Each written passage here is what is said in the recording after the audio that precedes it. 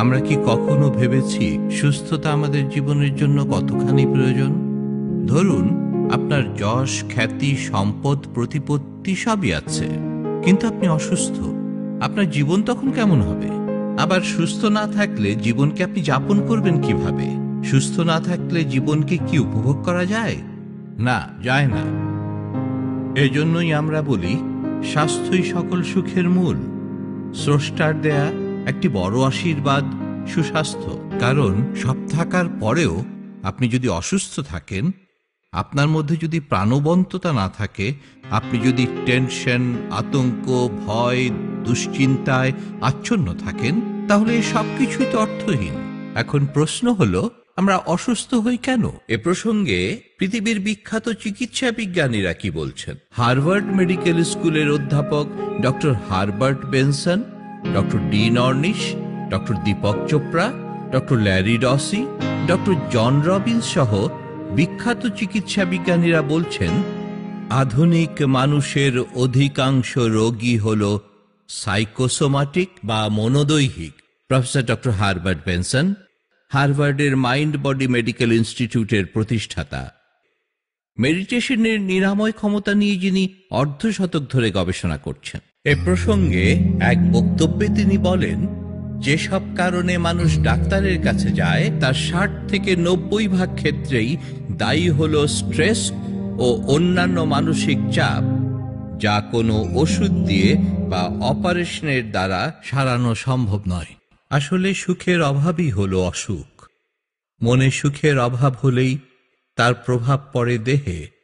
মনের দুঃখ, কষ্ট, ক্ষোভ, হতাশা, গ্লানি জমে তা শরীরের বিভিন্ন অঙ্গে ব্যথা বেদনা রূপে প্রকাশ পায়। মাথা ব্যথা, মাইগ্রেন, ব্যাক পেইন, বাত ব্যথা, উচ্চ রক্তচাপ, হৃদরোগ, অ্যাজমা সহ অধিকাংশ ক্রনিক রোগগুলোর কারণই তাই। এখন যদি ভেতরটাকে আমরা প্রশান্ত রাখতে পারি, যদি প্রফুল্ল থাকতে পারি, যদি আনন্দ প্রশান্তির সাথে জীবন যাপন করতে পারি, তাহলে সুস্থতাই হবে আমাদের জন্য স্বাভাবিক। প্রতি মুহূর্তে, প্রতি নিঃশ্বাসে আমরা অনুভব করব সুস্থতা, বুঝতে পারবো জীবন কত আনন্দময় হতে পারে। কিন্তু দৈনন্দিন জীবনে আমরা কি আচরণ করি দেখুন, কত অল্পতেই রেগে যাই আমরা। উৎকণ্ঠা, দুশ্চিন্তা ছাড়া কোনো একটি দিনও কি আমরা আসলে কাটাতে পারি? নিজেকে নিয়ে একটু ভাবলে আমরা বুঝতে পারব আতঙ্ক, হতাশা আর হয়রানির হাতে কেমন বন্দী আমরা। ক্রমাগত এই সব যন্ত্রণা আমাদের মনের ভেতর জট পাকাতে থাকে, যার ফলাফল এই সব রোগ, ব্যাধি, অসুস্থতা।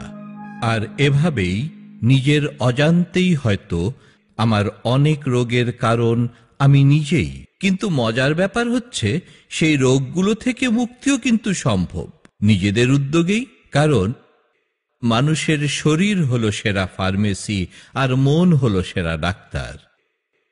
কিন্তু মনকে প্রশান্ত করব কিভাবে? যেভাবে আমাদের নবী রসুল, মুনি ঋষি, অলি বুজুর্গগণ করেছেন, যে কথা হাজার বছর ধরে ধর্ম বলেছে, আর তা হলো ধ্যান বা মেডিটেশন। মেডিটেশন করলে শরীর শিথিল হয়, মনে প্রশান্তি আসে, হার্টবিট ও রক্তচাপ স্বাভাবিক হয়, দুশ্চিন্তা, হতাশা, গ্লানি, টেনশন দূর হয়, মন ও শরীরে লাভ করে এক অনাবিল আনন্দ ও প্রশান্তি। বাংলাদেশে এই মেডিটেশন চর্চার পথিকৃৎ কোয়ান্টাম মেডিটেশন চর্চা করে লাখো মানুষ বদলে ফেলেছেন তাদের জীবন। ছিলেন অসুস্থ, হয়েছেন সুস্থ। কত বিচিত্র আর ক্রনিক ব্যাধি থেকে যে তারা মুক্ত হয়েছেন তার কোনো ইয়ত্তা নেই। আসলে নিজেদের সৃষ্ট মনোজাগতিক শৃঙ্খলেই বন্দী হয়ে আছি আমরা। মেডিটেশন এই শৃঙ্খল মুক্তির পথ। তাই সুস্থ জীবনের পথে আপনার প্রথম পদক্ষেপটি নিন, মেডিটেশন করুন, আর প্রতিদিন শতবার মনে মনে বলুন, সুস্থ দেহ, প্রশান্ত মন, কর্মব্যস্ত সুখী জীবন। দেখুন জীবন কত আনন্দের, কত প্রশান্তির।